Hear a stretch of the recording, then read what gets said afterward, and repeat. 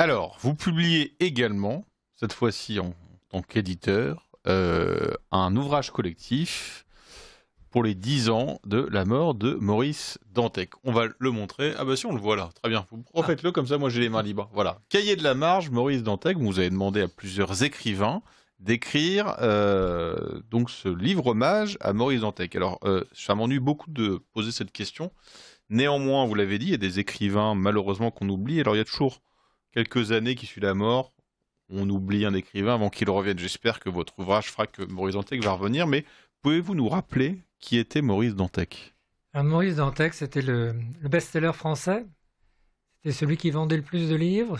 Il a commencé donc à la Noire de Gallimard, vraiment en écrivant des romans des romans policiers où il allait à la racine du mal. Hein, voilà, donc Marc connaît ça encore mieux que moi. Et puis, au tournant des années 2000, il a fédéré pas mal de personnes nouvelles parce qu'il s'est mis à écrire des journaux métaphysiques. Alors moi, rien que le mot métaphysique, j'ai plongé. Hein. Je me rappelle, j'avais lu l'annonce de ça dans l'Homme Nouveau. Et là, on a vu en direct, au fur et à mesure de ces paroles qu'il posait, de la pensée qu'il torturait, qu'il manipulait, c'est sa conversion.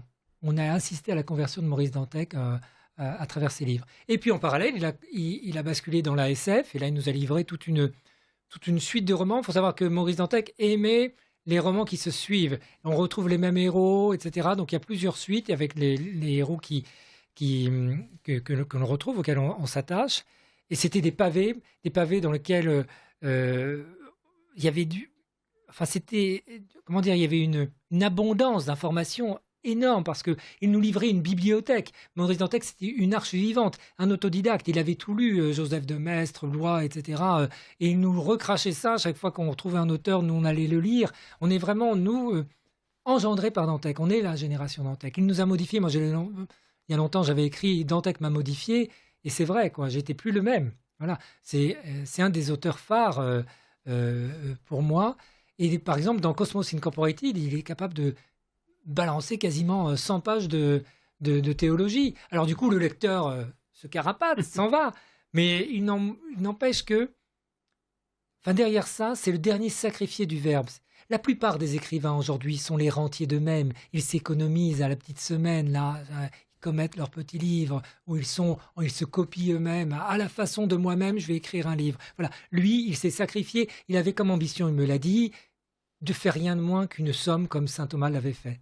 À travers la narration, d'incorporer en fait toute la matière, toute la pensée, comment il avait compris le monde. C'est-à-dire, son combat, c'était contre le nihilisme. Hein. C'était ça, tout au long de sa carrière.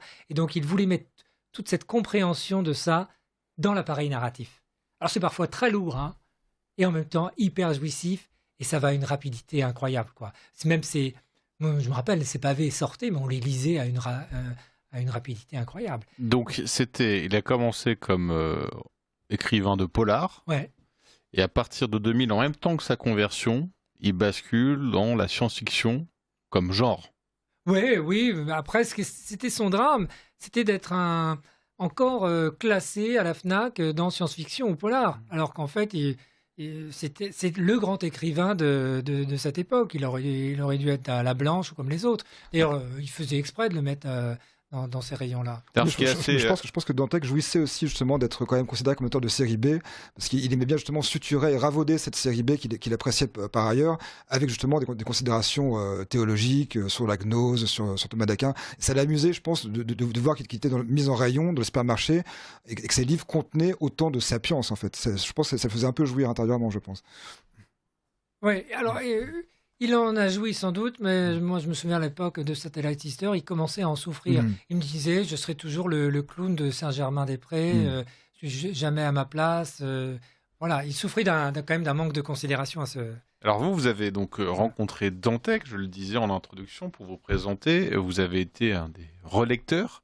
Alors racontez-nous un peu cette première rencontre en tant que relecteur. Ça ne va pas être évident. Si vous êtes, en plus vous dites que vous êtes enfanté par Dantec, rencontrer sa maman, c'est quand même toujours quelque chose d'étrange. Ouais, c'était dur. La première rencontre, c'était par téléphone, c'était un 31 décembre, je ne me souviens plus l'année.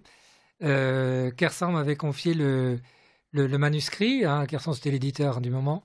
m'avait confié le manuscrit en me disant il y a un problème, c'est illisible, il faut que tu lui dises qu'il se réveille, etc. Effectivement, il y avait une novlangue un peu techno qui commençait quand même à perdre le lecteur pour accrocher l'imaginaire. Et alors du coup, moi, j'y suis allé pas de main morte dans ma note de lecture. Et là, j'ai un coup de fil. 31 décembre, on commençait à organiser le 31 avec les enfants, là, pour faire une petite fête. Et là, j'entends ouais, Maximilien, je vais pas vous envoyer une armée de Serbes, mais le cœur y est, quoi. Alors on me dit oh, bah, Maurice, je suis ravi de vous entendre. Voilà, donc c'était Bonne année à vous aussi. Gainsbourg et Maria Pacôme, tu vois, l'échange à peu près, c'était ça. Mais donc ça, c'était le premier contact. Mais après, au-delà de ça, il y avait une très grande générosité. Il avait cette simplicité d'avoir besoin de nous. C'est-à-dire le maître, le patron avait besoin de nous. Et on a travaillé d'une façon assez simple. Hein. On corrigeait en rouge, ils nous ont renvoyé en bleu, parce qu'on était deux avec Gaël Giovanelli, on était deux relecteurs. Et en background, il y avait le Vortex, c'est-à-dire la communauté des lecteurs de Maurice Dantec que j'animais et qui servait en fait de caisse de résonance. Pour lui, c'était son bac à sable, c'était sa zone d'essai, vraiment. Et donc, c'était vraiment touchant de le voir humble, sachant qu'en plus, malheureusement, il était déjà malade, et donc il était déjà avec ce corps qui devenait piteux. Voilà. Et lui qui était si lumineux dès qu'il prenait la parole, si lumineux dans ses livres, parce qu'il a toujours cherché la lumière. Et je pense que ces deux derniers romans, Satellite Sister et comment s'appelle le dernier Cosmos Incorporated. Non, bref, je vais y retrouver. Ce sont les romans où il le trouve. Les résidents. Les résidents, c'est tout d'un. Les résidents, comment exactement. vous avez construit cet ouvrage collectif? Eh bien, on se connaît, hein, entre ceux qui ont écrit sur Dantec, on se connaissait les uns les autres. Contrairement aux autres écrivains pour lesquels il y a des clubs, il y a des fans, ils se déchirent. Alors les Céliniens, putain, c'est l'enfer. Les Solerciens, c'est l'enfer. Nous, Dantec, on s'est jamais déchirés les uns les autres. C'est marrant de mettre Solaire entre Dantec et Céline. Oui, voilà, on parle des clubs de fans. Donc, c'était pas des fans, mais et c'est pas non plus des copains. On n'est pas copains les uns avec les autres. Je peux même vous dire qu'il y en a qui s'aiment pas du tout, là, dans mon collectif que j'ai réuni. Mais néanmoins, chacun était incontournable pour moi pour avoir écrit sur Maurice Dantec. Il en manque un. Il manque à minima Aurélien Lemans, avec qui j'avais le projet au début d'écrire ce collectif, mais qui donc réserve sa participation ultérieurement pour lui-même produire quelque chose. Il avait déjà écrit un très bon livre d'ailleurs qui s'appelait Traum sur Dantec. Alors, pour ceux qui ne connaissent pas Dantec, non, Messe Rouge. Un truc. Par quoi faut-il commencer? Parce que je ne vous cache pas que pour quelqu'un qui ne connaît pas Dantec, vous nous dites à la fin, il fait des littératures de science-fiction où il fait 100 pages de théologie au milieu. Je comprends qu'un éditeur ça l'intéresse, pour un lecteur, c'est pas ce qui est le plus vendeur non plus. Mais dire souvent, on a souvent comparé Dantec à Blois parce que les deux étaient des auteurs de ce qu'on appelle des grands romans ratés, c'est-à-dire des romans bourrés de digressions qui du coup échappent au romanesque. Mais ça, c'est pas vendeur non plus, Marc. On va essayer de faire quelque chose un peu vendeur, si vous me permettez. On peut commencer par le début avec Dantec, on peut commencer par La Sirène Rouge, Les Racines du Mal. Donc ça, c'est des polars. Ouais, et où il y a déjà beaucoup de matière sur sa compréhension du mal, ce combat contre le nihilisme, etc. Là, ils sont très très loin, mais on est que dans la narration. Il n'y a pas de discours. Il n'y a vraiment pas de discours. Et c'est vrai qu'après, quand on pense en romans dystopiques ou des romans de science-fiction, on pense plus naturellement à des auteurs américains. Alors d'ailleurs, ça a été étonnant parce que lui, pour français, prend des titres en anglais. Oui, alors il était fan de Kadik. Il faut savoir aussi qu'il a été adapté à Hollywood quand même. Comme ceux qui disent Dantec que connaît pas aujourd'hui. Enfin, j'ai juste envie de leur dire, non seulement c'était le patron, mais il était très très célèbre. Dans ces romans dystopiques là, comme Cosmos, Grande Jonction ou Satellite Sister, etc.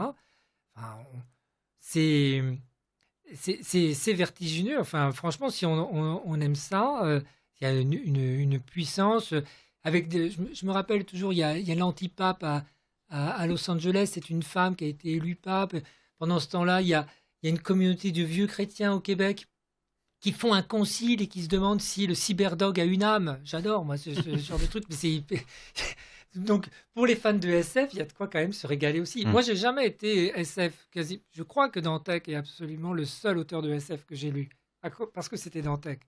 Voilà. Alors vous dites, on l'avait dit un peu au début, vous en tant qu'écrivain, en tant que lecteur et en tant qu'éditeur, vous cherchez donc un style mais un message. Est-ce que Dantec était quelqu'un de prophétique quand on fait de la SF, on parle chez Caddy, quelqu'un qui a prophétisé quelque chose. Est-ce que Dantec était un prophète? Quel était le message qu'il voulait faire passer? Quelle vision avait-il de notre époque d'aujourd'hui? Parce que quand on fait de la science-fiction, on imagine le futur. Comment voyait-il notre futur? Notre futur, il le voyait comme l'effondrement de l'humanité d'un point de vue anthropologique et la nécessité pour ceux qui survivent à ça de construire une arche pour préserver. Alors, une arche, souvent, pour Dantec, c'est une bibliothèque. Hein. Les livres sont des armes. Voilà. Et donc, le futur, il le voyait comme ça, c'est-à-dire une élite. Et curieusement, vous voyez, ceux qui écrivent là sur Dantec, les lecteurs de Dantec, se considèrent un petit peu comme une élite, c'est-à-dire des lecteurs d'élite, au sens de presque militaire hein, du terme. Et donc, ils voyaient l'humanité effectivement comme allant à sa perte à cause du nihilisme, à cause de l'adoration de la culture de mort, à cause bien sûr de la guerre mondiale, parce qu'il avait une intuition de la guerre larvée en permanence. Hein. Pour lui, la guerre froide ne fut pas du tout la guerre froide, mais la Troisième Guerre mondiale, et il voyait la quatrième se dessiner. À l'époque, il voyait déjà bien sûr le conflit avec la civilisation musulmane, mais voilà, ce qui se dessine aujourd'hui dans cette soif de guerre mondiale, il la voyait, il l'a transposé d'un point de vue interstellaire, puisqu'après c'est la Lune, c'est Mars, voilà. Et donc cette arche, c'est aussi la logique de la fuite. Et la fuite est la logique de la suite, puisqu'à chaque roman, il y avait une suite. Si vous voyez le nombre de projets de romans qu'il avait encore, on les cite dans le collectif, là, mais il avait des projets pour encore 50 ans à venir. Merci beaucoup Maximilien Frisch. Donc je rappelle, montrez votre livre. Voilà, celui-là que j'ai ici. On va faire double écran. Paf, comme ça, c'est là partout. Folle, donc votre roman édité aux éditions Sans Escale, donc un roman d'amour. Il y a également, ça vous faites en tant qu'éditeur, Les Cahiers de la Marge, donc un ouvrage collectif en hommage à Maurice Dantec. Donc vous l'aurez compris, chers auditeurs, il faut se replonger dans Dantec. On va commencer par les polars, et puis après on va basculer avec sa conversion dans la science-fiction. Donc je rappelle, vous êtes l'éditeur et votre maison d'édition c'est Nouvelle Marge, et vous êtes également à la tête de cette revue littéraire en ligne qui s'appelle Mauvaise Nouvelle.